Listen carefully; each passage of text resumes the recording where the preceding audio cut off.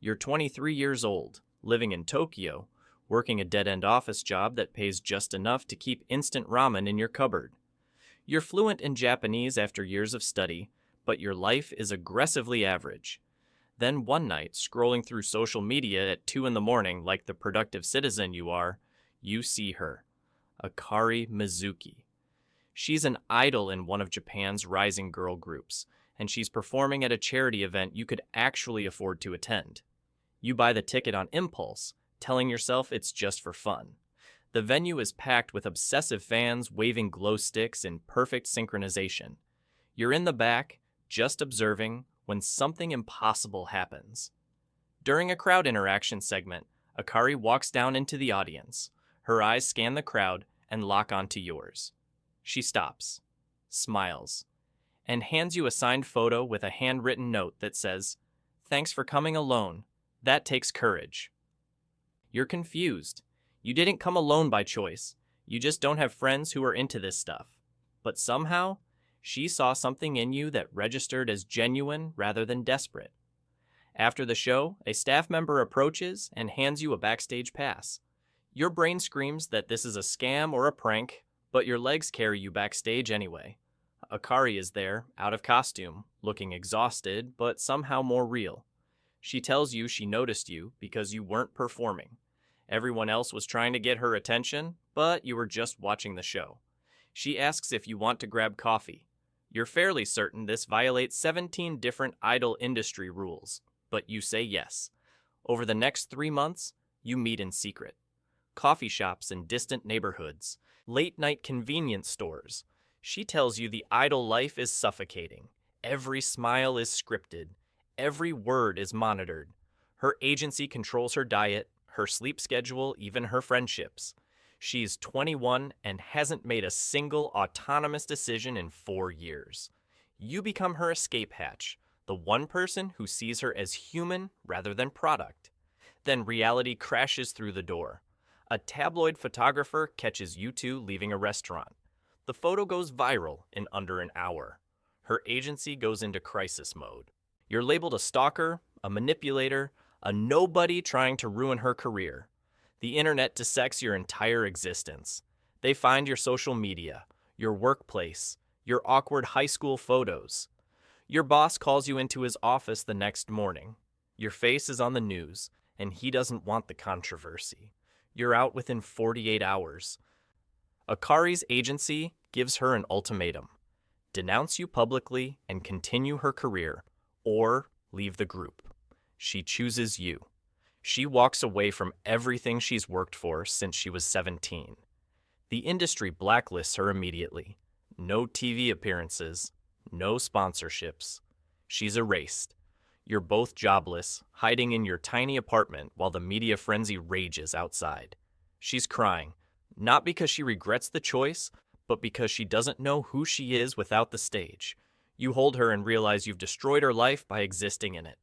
The guilt is crushing, but she looks at you and says she'd rather be nobody with you than a puppet for everyone else. Months pass. The media finds new scandals to chase. You take whatever work you can find. Delivery driving, freelance translation, anything that pays. Akari starts over from zero, taking acting classes and small theater roles under a different name. The money is terrible. Your apartment is freezing in winter because you can't afford to run the heater. You eat the same rice and egg dish for weeks straight. One night, she gets a call back for a supporting role in an independent film. It's not glamorous. The pay is barely above minimum wage. But when she comes home and tells you she got the part, she's glowing with something you never saw during her idol days: actual pride in her own accomplishment. The film takes 8 months to complete. During production, you watch her transform. She's not performing anymore. She's acting, creating. The director notices. He casts her in his next project, a lead role this time. Word spreads quietly through the independent film community. She's talented when she's allowed to be. 3 years after the scandal, she's a respected indie actress. Not famous like before, but respected. She makes enough to contribute equally to rent. You've moved up to a job that doesn't make you want to throw yourself into traffic. Life is stable, simple. Then one evening, she comes home with an envelope. Inside is a wedding certificate application.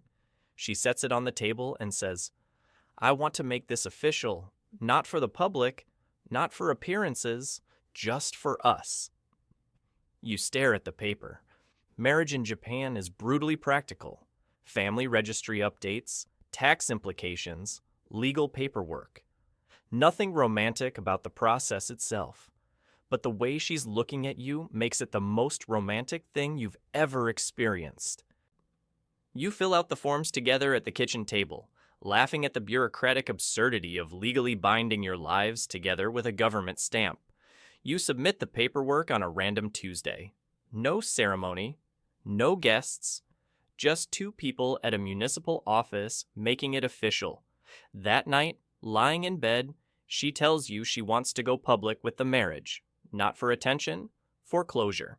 She wants the people who destroyed her career to know she's happy.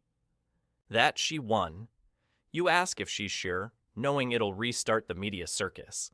She doesn't hesitate. She says she's never been more certain of anything in her life. The announcement drops on a quiet Sunday morning. A single photo. Both of you at the registry office, holding the stamped certificate. The caption is simple. Married the person I love, living the life I choose. Within an hour, it's trending nationwide. The reaction split into 3 camps. Her remaining fans send genuine congratulations, saying they're happy she found peace. The industry insiders stay silent, which speaks volumes. And the third group, the ones who never moved on, unleash absolute venom. They call her a traitor to Japanese culture. They say you corrupted her. They dig up the old accusations and add new conspiracy theories. For 72 hours, it's brutal. Then, something unexpected happens. A famous director, someone whose films actually matter, posts a public statement. He's casting Akari in his next major production. Not a supporting role, the lead. He writes that talent matters more than scandal, and anyone who disagrees can skip his film. It's a middle finger to the entire industry establishment. Other directors start speaking up. Small statements of support, offers for auditions. The indie community rallies. They've been waiting for someone with institutional power to make the first move. Within a week, the narrative shifts. She's not the fallen idol anymore. She's the actress who survived the machine and came out stronger. The film shoots over 6 months. You visit the set twice. Watching her work is surreal. She's commanding scenes, making choices, earning respect from the crew. This isn't the manufactured perfection of her idol days. It's raw ability. The film premieres at a major festival. Critics call her performance revelatory. One review specifically mentions how her real-life struggles brought authenticity to the role. The irony is thick. The same suffering the media inflicted on her became the foundation of her credibility as an artist. She wins Best Actress. At the ceremony, she thanks you in her speech. Not dramatically, just a simple acknowledgement. To my husband, who reminded me I'm more than what others project onto me.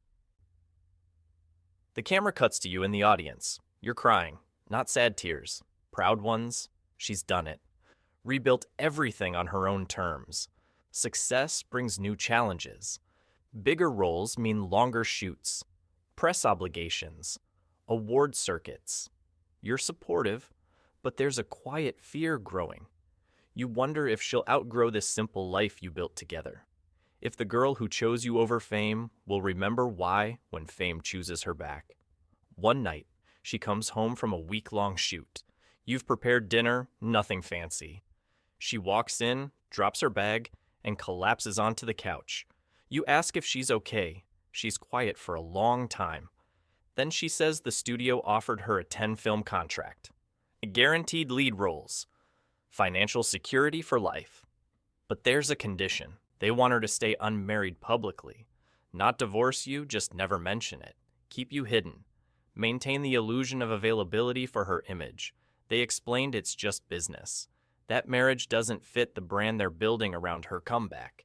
She tells you all this with her eyes locked on yours, waiting for your reaction. You feel that familiar nausea. The industry hasn't changed. They just switched tactics. You tell her it's her choice, that you'll support whatever she decides.